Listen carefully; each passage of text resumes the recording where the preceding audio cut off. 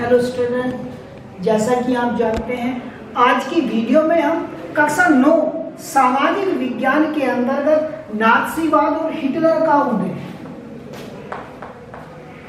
नाथसीवाद और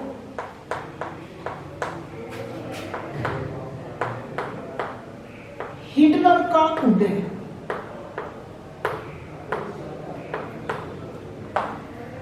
ठीक, इस अध्याय पर चर्चा। बेटा पिछली वीडियो में भी हमने आपको इस पाठ से जुड़ी हुई कुछ महत्वपूर्ण चीजें बताई थी। मैंने आपको ये बताया था कि जो नाथसीवाद, जो हिटलर की पार्टी थी, किस प्रकार ठीक जर्मनी की सत्ता पर काबिज हो गई। एक एग्जाम्पल के माध्यम से भी ये बताया गया था कि जो विश्व आर्थिक मंदी आई वह इस पार्टी के लिए एक सुनहरा अवसर लेके आई। ठीक, इस मंदी से पहले कोई विशेष प्रभाव जर्मनी में इस पार्टी का देखने के लिए नहीं मिलता था। आपको एग्जाम्पल के आधार पर यह समझाया भी गया था कि 1929 में जो चुनाव हुआ था, कहाँ जर्मनी के संसद के सदस्यों का केवल 2.5% मत मिले थे। इसी पार्टी को, जो नाजी पार्टी हिटलर की थी, उसको केवल 2.6% लोगों का बहुमत प्राप्त हुआ था। और यदि आप 1932 के संसद के चुनाव को देखें तो ये पार्टी सबसे बड़ी पार्टी के रूप में उभर कर आई थी। 37% लोगों का मत प्राप्त हुआ था हिटलर की पार्टी को। तो मैंने अभी आपको बताया था कि जो ये विश्व आर्थिक मंदी आई थी, ये हिटलर की पार्टी, जो नाजी पार्टी है, नाजी पार्टी थी, उसके लिए सुनहरा अवसर था। ठीक, हिटलर ने लोगों के अंदर एक विश्वास पैदा कर दिया था। ठीक, और उसने कुछ महत्वपूर्ण बिंदु पर जर्मनी की जनता के अंदर कुछ बातें घर कर दी थी, जैसे वर्साई की संधि, ठीक, जो प्रथम विश्व युद्ध के बाद हुई थी। उन्होंने कहा था कि जर्मनी की खोई हुई जो सम्मान है, जो प्रतिष्ठा है, उसको ये नाजी पार्टी ही वापस दिला सकती है। ठीक, जो बेरोजगारी वो तेजी से बढ़ रही है, उसका हल ये नाजी पार्टी है। यानी कुछ ऐसे प्रोपेगेंडा, यानी ऐसा दुष्प्रचार इस नाजी पार्टी ने, इस नाजी पार्टी ने जर्मन लोगों के बीच किया था कि कुछ ही वर्षों में, क्योंकि 1929 से अगर 1932 का आप देखें तो केवल 3 वर्ष की अवधि होती है, और इतने कम समय में इसने न केवल जर्मनी की सत्ता हासिल की, बल्कि बहुत सारे लोगों के अंदर क्या किया था, इस पार्टी के लिए विश्वास हासिल किया था। ये एग्जाम्पल आप लोग देख चुके हैं। मैं आपको बता रहा हूं कि जो हिटलर के अंदर एक विशेष गुण था कि वह एक बहुत जाना माना वक्ता था। वक्ता का मतलब होता है बोलने वाला। ठीक, उसके अंदर, उसके व्यक्तित्व में एक विशेष गुण था कि वह बहुत अच्छा वक्ता था और अपनी बात को बहुत अच्छाई के साथ, बहुत अच्छी तरह से लोगों को सामने रख देता था, और अपने इस गुण का उसने लाभ उठाया और कहाँ पहुंच गया, जर्मनी की सत्ता पर पहुंच गया। किताब में भी आप इस बात से जुड़े हुए कुछ प्रमाण दिए हैं, आज हम उसको चर्चा कर लेते हैं। हिटलर जबरदस्त वक्ता था। उसका जोश और उसके शब्द लोगों को हिलाकर रख देते थे। ठीक, वह अपने भाषणों में एक शक्तिशाली राष्ट्र की स्थापना करने, वर्साई संधि में हुई नाइंसाफी के प्रतिशोध और जर्मन समाज की खोई हुई प्रतिष्ठा वापस दिलाने का क्या करता था, बात करता था। जो जर्मनी की प्रतिष्ठा को नुकसान हुआ था वर्साई की संधि में, वो उसको वापस दिलाने का क्या करता था, लोगों से वादा करता था। उसने आश्वासन दिया कि वह देश को विदेशी प्रभाव से मुक्त कराएगा और तमाम विदेशी साजिशों का मुंह तोड़ जवाब देगा। हिटलर ने राजनीति की एक नई शैली रची। वह लोगों को गोलबंद करने के लिए आडंबर और प्रदर्शनों की अहमियत समझता। लोगों को इकट्ठा करने के लिए आडंबर मतलब दिखावा, ठीक, और प्रदर्शन की अहमियत समझता था। वो ये जानता था कि अगर लोगों को इकट्ठा किया जाए, लोगों को एक साथ लाया जाए, तो जो गोलाबंदी है, जो दिखावा है, जो आपका क्या है, जो आपका आडंबर है या प्रदर्शन है, वो बहुत ही क्या है, महत्वपूर्ण है। हिटलर ने भारी समर्थन दर्शाने और लोगों में परस्पर एकता का भाव पैदा करने के लिए नाज़ियों ने बड़ी बड़ी रैलियां और जनसभाएं आयोजित की। बड़ी बड़ी रैलियां और जनसभाओं का क्या किया, आयोजन किया, जिससे जर्मनी की अधिकांश जनसंख्या उससे जुड़ने लगी। साथ ही साथ उसने स्वास्थ्य छपे लाल झंडे, एक विशेष झंडा जिस पर इस प्रकार का चिन्ह जो आपका क्या कहलाता है, स्वास्थ्य के नाम से जाना जाता है, ये विशेष प्रकार का चिन्ह अंकित किया और इस एक लाल झंडे के ऊपर ये चिन्ह क्या किया, अंकित किया, ताकि बहुत जल्दी के साथ या बहुत शीघ्रता से लोगों के अंदर पहुंचा जाए या लोगों का विश्वास हासिल किया जाए।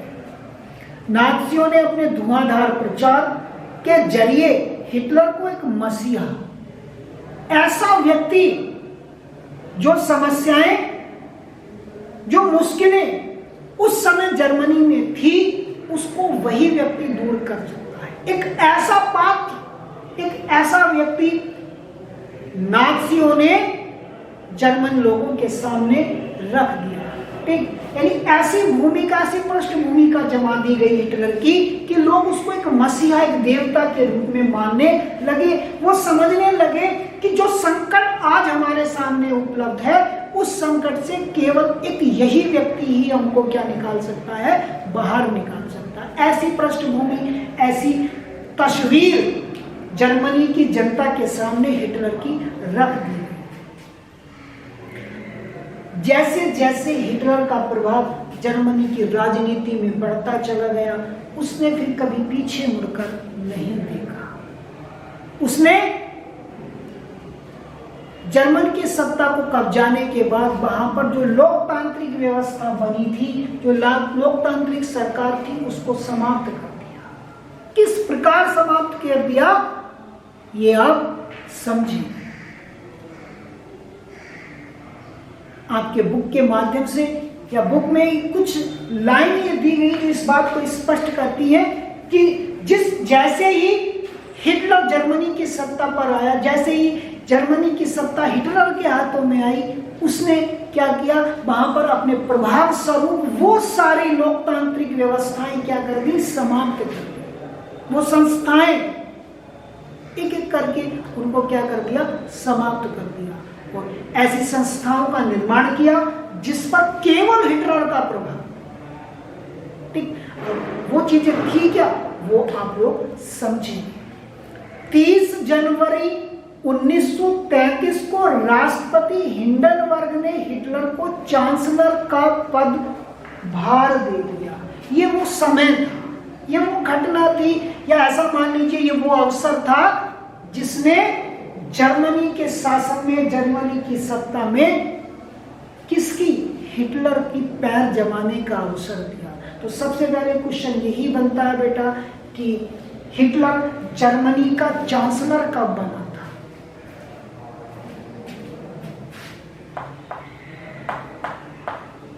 हिटलर जर्मनी का चांसलर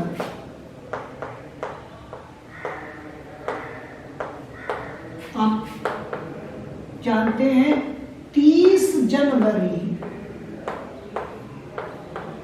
1933 इस मोस्ट इंपोर्टेंट डेट है, इसको आप लोग याद रखेंगे।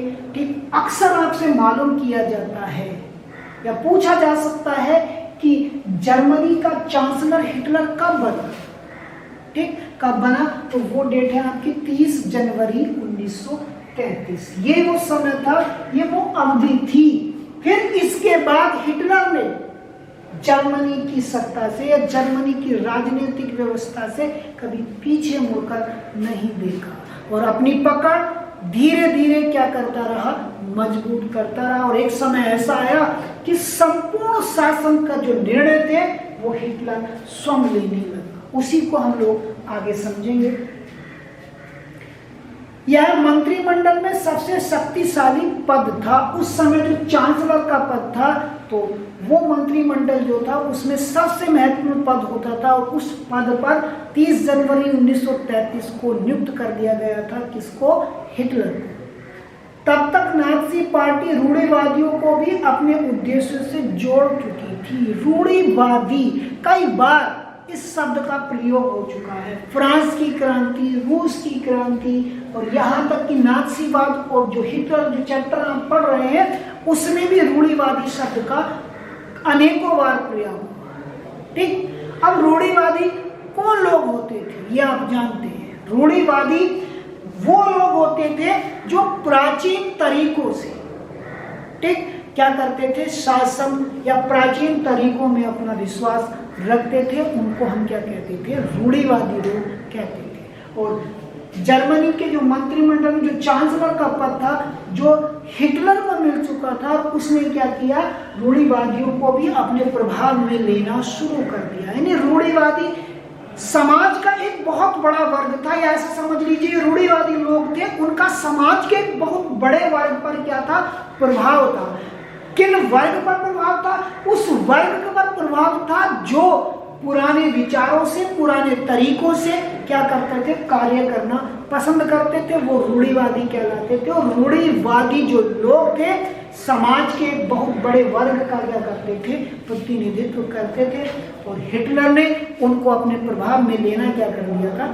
शुरू कर दिया। आगे हिटलर ने क्या किया होगा आप सोच रहे होंगे।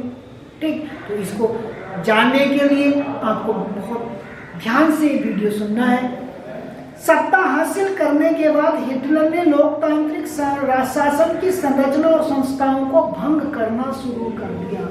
जैसे ही हिटलर की शासन में, सत्ता में मजबूत हुआ, जैसे जैसे उसकी मजबूती बढ़ती चली गई, वैसे वैसे वो ऐसी संस्थाओं जो अभी हम चर्चा कर चुके हैं, जो लोकतांत्रिक संस्थाएं थी, उनको भंग करना, उनको समाप्त करना उसने क्या कर दिया? शुरू कर दिया। कुछ उदाहरण भी यहाँ आपको मिलेंगे जो इस बात को स्पष्ट करते हैं, जो इस प्रमाण को स्पष्ट करते हैं। क्या है? फरवरी माह में जर्मन संसद भवन में हुए एक रहस्यमय अग्निकांड से उसका रास्ता आसान हो गया। ये पता नहीं चल पाया कि उस अग्निकांड को किसने अंजाम दिया है। ठीक, एक बहुत महत्वपूर्ण घटना घटी। उस समय जर्मनी का जो संसद भवन था उसमें अग्निकांड हो गया, यानी आग लग गई। और ये कांड हिटलर को और मजबूती प्रदान कर गया। क्यों कर गया ये आप देखेंगे कि 28 फरवरी 1933 को किए गए अग्नि अध्यादेश के जरिए अभिव्यक्ति, प्रेस एवं सभा करने की आजादी जैसे नागरिक अधिकारों को अनिश्चित काल के लिए निलंबित कर दिया गया। ठीक, कुछ ऐसे अधिकार जो जर्मनी नागरिक को मिले हुए थे, जैसे हमने आपको बताया कि अभिव्यक्ति, प्रेस एवं सभा करने की आजादी, कुछ अधिकार जर्मन नागरिकों को मिले हुए थे। वे कौन कौन से अधिकार थे आप लोग समझेंगे। एक तो प्रेस,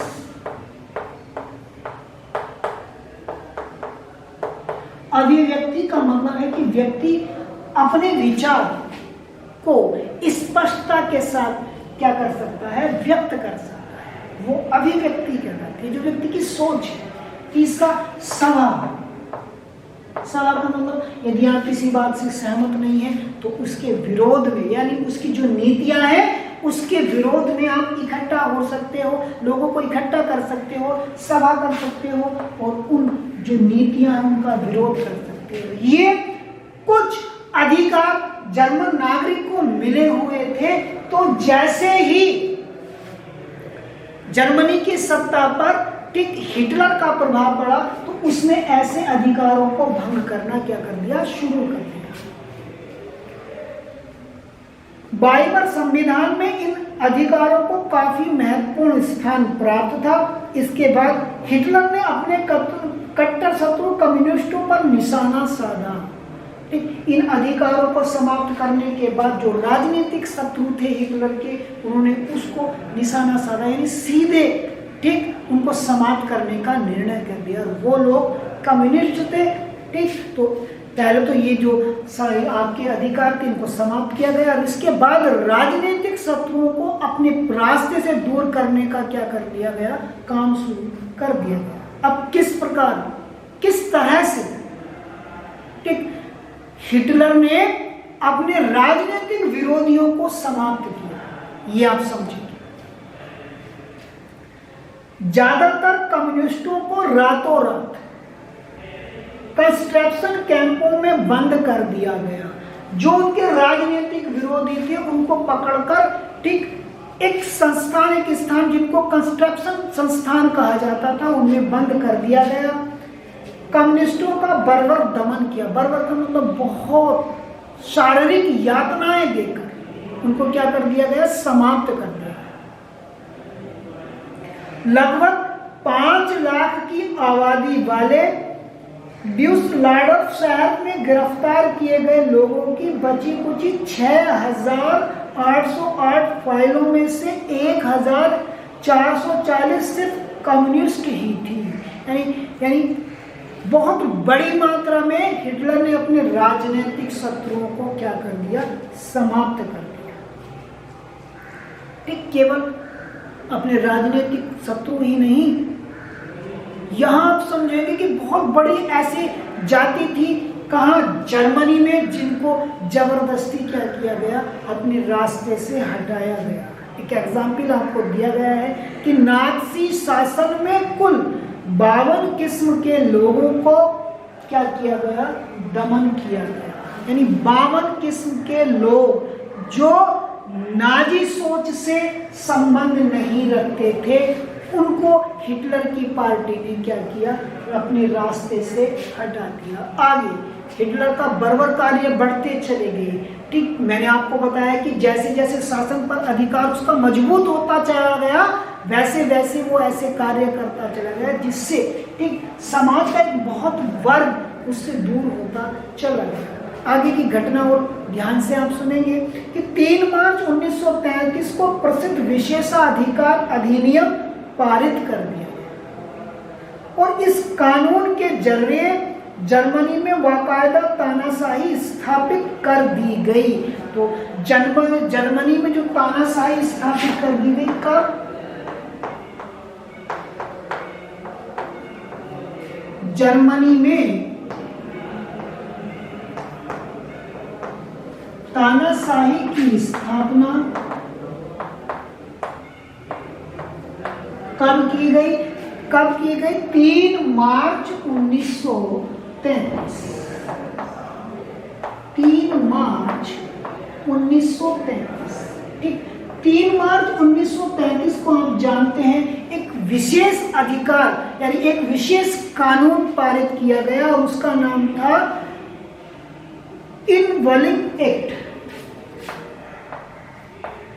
इनेबलिंग एक्ट, ठीक, प्रसिद्ध विशेषाधिकार अधिनियम के नाम से जाना जाता है। इनेबलिंग एक्ट 3 मार्च 1933 ईस्वी में जर्मनी में क्या किया गया, पारित किया गया, और इस नियम के बाद ठीक वहां पर वास्तविक रूप से एक बार फिर आप ऐसा समझ लीजिए, तानाशाही की क्या हो गई, स्थापना। तानाशाही का मतलब जानते हैं कि जो शासन की बागडोर होती है वो किसी एक